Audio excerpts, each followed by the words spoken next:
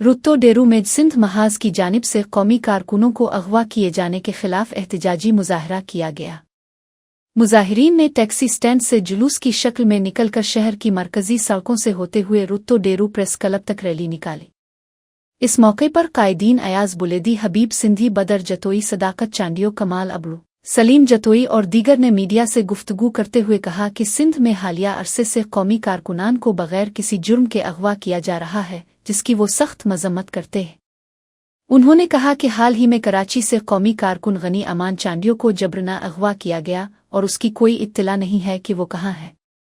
गनी अमान चांडियो अपने बेटे के इलाज के लिए कराची गए थे, जहां से उन्हें अगवा करके लापता कर दिया गया।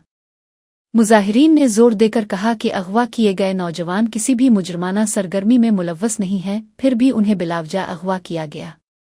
मुकर्रीन ने मुतालबा किया कि गनी अमान चांडियो, परवेज चांडियो, सुबदार चांडियो, सरमद मरा समेत दीगर लापता नौजवानों को फौरी तौर पर आज़ाद किया जाए, वरना सिंध भर में सख्त एहतजाज किया जाएगा।